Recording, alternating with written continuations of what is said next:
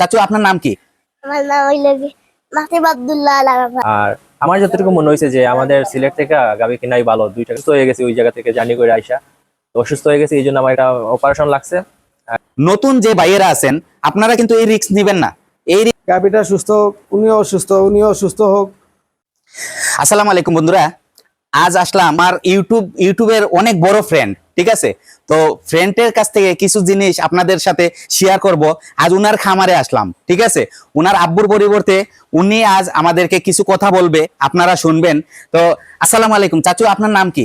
আমার নাম হইল মাসিম আব্দুল্লাহ আল আরাফাত। আচ্ছা, আপনার গ্রামের নাম কি? আমার গ্রামের নাম সদরখোলা। সদরখোলা। আপনার কোন সিলেট জেলার ভিতরে নাকি? আপনার জেলা কোন জায়গায়? সিলেট জেলা। সিলেট জেলা সদর খোলা আপনার গ্রামের নাম নাকি? আচ্ছা, আপনার খামারের নাম কি? আমার নাম হইল জান্নাত ডেইরি ফার্ম। জান্নাত ডেইরি ফার্ম থেকে আপনি গাভী নিয়ে আসছেন নাকি? হ্যাঁ, আপনার খামারের নাম এখনো দেন নাই নাকি? দিছি। কি নাম দিছেন? জান্নাত ডেইরি ফার্ম। আচ্ছা, বুঝছি। আপনি ওই যে জান্নাত ডেইরি ফার্ম থেকে যে ওই যে রুবেল ভাইয়ের কাছ থেকে গরু আনছেন, আপনি ওই রুবেল ভাইয়ের প্রচার করতেছেন নাকি? রুবেল ভাইয়ের প্রচার পরে কইরেন, আগে আপনার খামারের কথা তো বলতে হবে, ঠিক না? আচ্ছা বন্ধুরা, আমার এই যে বাতিজার সাথে কিছু মজা করতেছি। আসলে খামারটা বাতিজার আব্বু দিছে। উনি অনেকদিন যাবত আমার এই ভিডিও দেখা উনি এই খামারটা করছে। খামার করার পর উনি অধিক দুধের গাভী পালার জন্য মানে আমার সাথে একটু মানে পরামর্শ করছে। তো আমি উনারে একটা গাভী আমাদের সিলেট থেকে একটা গাভী কিনে দিছি। কিনে দেওয়ার পর এই গাভীটা অলমোস্ট মানে 12 লিটার দুধ পাইছে। একটা ছোট্ট সাইজের একটা জার্সি গাভী কিনে দিছিলাম। তো ওই 12 লিটার দুধ পাওয়ার পর থেকে উনার মনে একটা আবেগ জাগলো যে আমি এইটার চেয়ে বেশি দুধের, এর চেয়ে আরো বেশি দুধে কিভাবে যাইতে পারি। তো ওইটা মাথায় রাইখা উনি চাইছে যে অধিক দুধের আরেকটা গাভী কেনার জন্য। তো যখন ওই গাভীটা উনি কিনবে তখন কিন্তু আমার খামারে একটু ঝামেলা চলতেছে। আমি খামারে সময় দিতে হইতেছে। আপনারা জানেন আমার খামার ভাঙছি, শেড বড় করতেছি, ওইগুলা নিয়ে একটু ঝামেলাতে ছিলাম। তবে ভাইয়া আসলে কিছু মানে মনের ভিতরে ওইটাই আসছে যে আলমগীর বাইরে যদি আমি এখন যদি এই সব জিনিস শেয়ার করি, আমি এখন আরেকটা গাভী কিনতে চাইতেছি, তাহলে আলমগীর ভাইয়ের সাথে শেয়ার করলে উনি টেনশনে পড়ে যাবে। উনার খামার নিয়ে উনি ব্যস্ততে আছে, এখন আমারে কিভাবে উনি সময় দিবে। তো উনি কি করছে, ওই গেফে উনি কিন্তু নীলফামারীতে চলে যায়। নীলফামারীতে জান্নাত ডেইরি ফার্ম, আপনারা অনেকেই চিনেন। নীলফামারীতে জান্নাত ডেইরি ফার্ম রুবেল ভাইয়ের খামারে উনি চলে যায়। উনি যাওয়ার পর ওইখানে যাইয়া উনি আমারে ফোন দিছে যে আলমগীর ভাই, আমি তো জান্নাত ডেইরি ফার্মে চলে আসছি আপনারা না জানাইয়া। তো ওইখান থেকে আমি একটা গাভী চয়েস করছি, আপনি কি দেখেন। উনি আমার গাভীটা দেখাইছে, অলমোস্ট উনার পছন্দ হয়েছে গাভীটা। তো আমিও দেখছি গাভীটা মোটামুটি যাতে মানে খারাপ না, ভালোই আছে। তো ওই গাভীটা উনি কিনছে। কিনার পর উনি সিলেটে আসছে। সিলেটে আসার পর কি হয়েছে, উনার কি মানে সাফার করতেছে, কতটুক মানে গাভীটা নিয়ে উনি কতটুক মানে আনন্দতে আছে না খুশিতে আছে না কিসেতে আছে, উনার নিজের মুখ থেকে আমরা কিছুটা আমরা জানবো, বুঝবো। আর গাভীটা এখন আমরা কি করতেছি, জান্নাত ডেইরি ফার্মের গাভীটারে এখন কি করতেছি, ভাই আমারে ফোন দিছে, উনার বাসা আসতাম। তো আমি 2 দিন আগে এসে গাভীটা দেখে গেছি। এখন গাভীটার কিছু শারীরিক অবস্থা বেশি একটা ভালো না, এর জন্য আর বাইরেও শারীরিক অবস্থা ভালো না, এর জন্য আজ আসলাম। গাভীটার একটা ট্রিটমেন্ট দিতেছি আমরা, আর আপনার একটা ভিডিও কইরা আপনাদের সাথে মানে এটা শেয়ার করতেছি। আপনারা এটা সবাই যে নতুন ভাইয়েরা আমার ভিডিওটা দেখবেন, আপনারা আমার চ্যানেলটা আলমগীর এগ্রো ইউটিউব চ্যানেলটা সাবস্ক্রাইব করবেন, লাইক কমেন্ট শেয়ার করবেন। আর আমার পুরাতন যে ভাইয়েরা দেখবেন, আপনাদেরকে আজকে একটা মেসেজ দিব।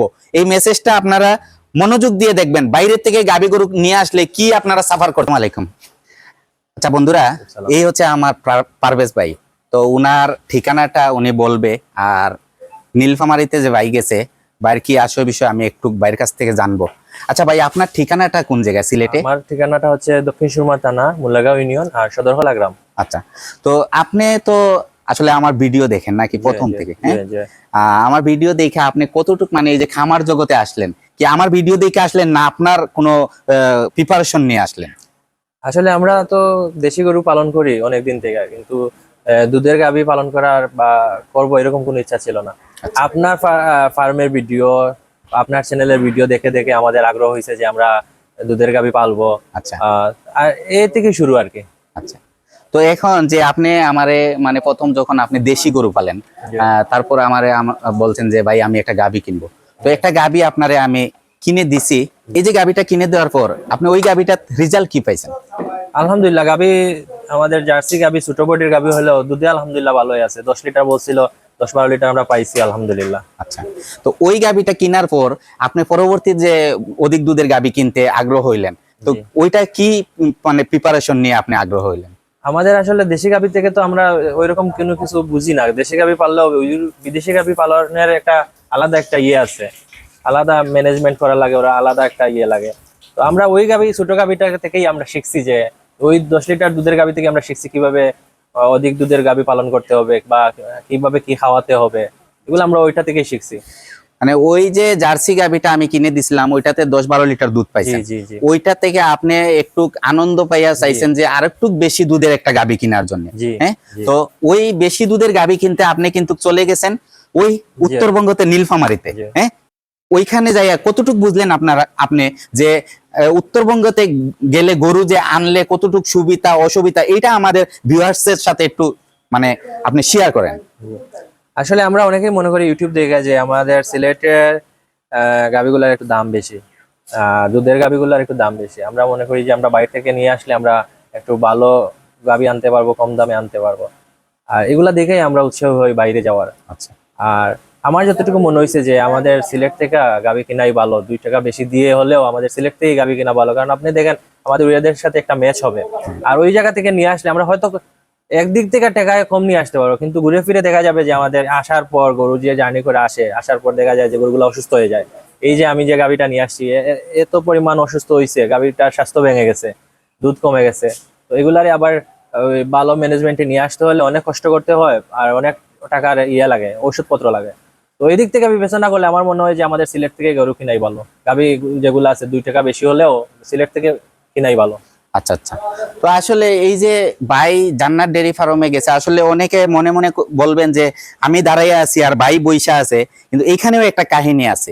এখানে কাহিনী কি, ভাই আসলে ভাইয়ের মুখ থেকে শুনি। আচ্ছা, আপনি যে এখন বইসা কথা বলতেছেন কিসের জন্য বলতেছেন? আমি আসলে কি বলবো আপনাদের, একটু ওই দিকে থাকে বলেন। হ্যাঁ, হ্যাঁ। আমি প্রায় আমার 7 দিন হয়ে গেছিল ওই জায়গায় যেতে আসতে। তো আসার পর থেকে আমি অসুস্থ, আসার পর থেকে আমার একটা মেজর অপারেশন হয়েছে।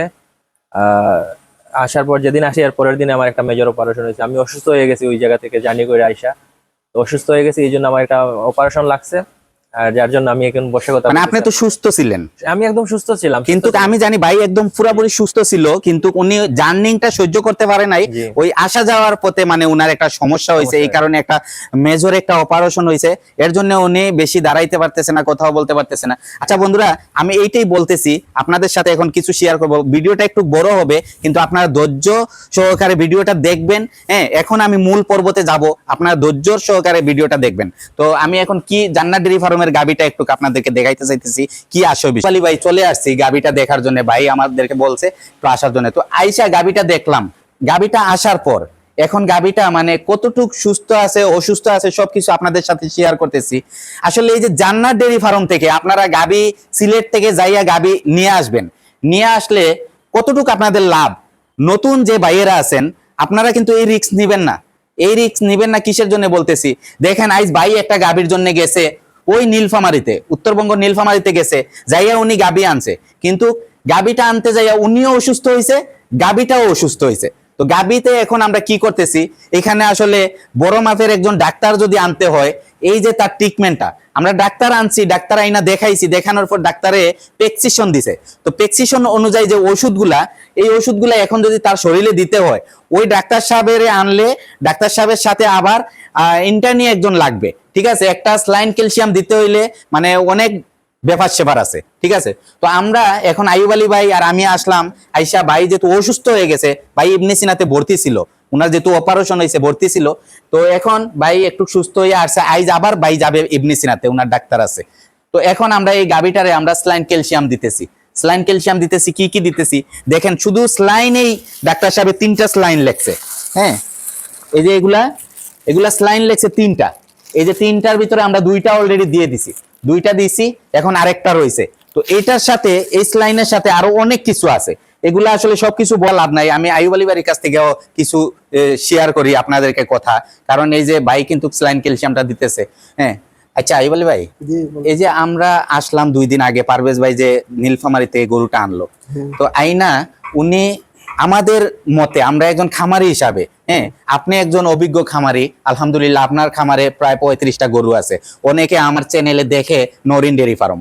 তো আপনার অভিজ্ঞতা থেকে আপনি কি বলবেন, এই যে গাবিটা যে পারভেজ ভাই নিয়ে আসলো নীলফামারীতে যাইয়া, আপনি কি বলবেন?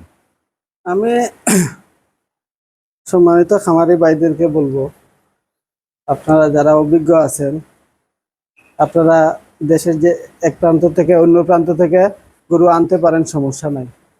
কিন্তু নতুন যারা আছেন তারা গরু ক্রয় করার ক্ষেত্রে একটু সাবধানতা অবলম্বন করবেন। কারণ হইল গিয়া, আপনি অধিক দুধের গাভীর বিভিন্ন সমস্যা থাকে, যেমন তার খাবারের রুটিন থাকে, এগুলা মেনটেন করতে হয়, ঔষধের নিয়ম কানুন আছে, তার শারীরিক সুবিধা অসুবিধা এগুলা বুঝতে হয়। যেহেতু আপনি নতুন, আগে অভিজ্ঞতা অর্জন করেন কম দুধের গাভী দিয়ে, 15-র ভিতরে এরকম দুধের গাভী নিয়ে অভিজ্ঞতা অর্জন করেন, শিখেন, জানেন, অন্য অন্য খামারি ভাইদের সাথে বসেন, আলোচনা করেন, বুঝেন, বুঝার পরে আপনি আস্তে ধীরে অভিজ্ঞতা সম্পূর্ণ যখন হবেন আস্তে ধীরে, তখন আপনি বেশ দুধের গরু আনেন। পারভেজ ভাই আমাদের নতুন খামারি হিসাবে, আমরা পুরানা খামারি হিসাবে আমরা যতটুকু পারি ওনাকে সহযোগিতা করতেছি। যে ওনার অভিজ্ঞ রাখাল নাই, তো যে রাখাল আছে উনি দেশি গরু পালে, দেশি গরু দিয়ে ওনার গরু পালার সূচনা। তো এখন অধিক দুধের গরু পালতে হইলে আপনার অভিজ্ঞ রাখাল লাগবে। অভিজ্ঞ রাখাল ছাড়া আপনি অধিক দুধের গরু পালা সম্ভব না। আর নিজে যদি আবার আপনি অভিজ্ঞতা সম্পূর্ণ হন, তাইলে অধিক দুধের গরু পালতে পারেন, কোনো সমস্যা নেই। প্রেসক্রিপশন অনুযায়ী আমরা ওষুধগুলা পুশ করতেছি। এটা যদি ওনার অভিজ্ঞতা সম্পূর্ণ রাখাল থাকতো, তো ওই রাখাল পুশ করতে পারতো, বা উনি যদি এই ক্যালসিয়াম পুশ করার অভিজ্ঞতা থাকতো, তাহলে উনি পুশ করতে পারতো। ওই জন্য একটু বিপাকে পড়ে গেছে। আর আমাদের খামারি ভাই, সাথের ভাই হিসাবে আমরা আসছি, আইসা ওইগুলো পুশ করে দিতেছি। দোয়া করবেন আপনারা সবাই যে গাভীটা সুস্থ হোক, উনিও সুস্থ হোক। আপনাদের সবার কাছে এই কামনাই করি যে আপনারা সবাই দোয়া করবেন যে ওনার উদ্দেশ্য খামার করার, উনি যেন খামারের লাইন থেকে ছিটকে না যায়, খামারে যে করতে পারে, ওনার যে আবেগটা আছে, মনের যে ইচ্ছা আছে, ওইগুলা যে পূরণ হয়। যে একজন ভাই খামার করতেছে, চেষ্টা করতেছে, এই চেষ্টা অবস্থায় যেন উনি ছিটকে সরে না যায়।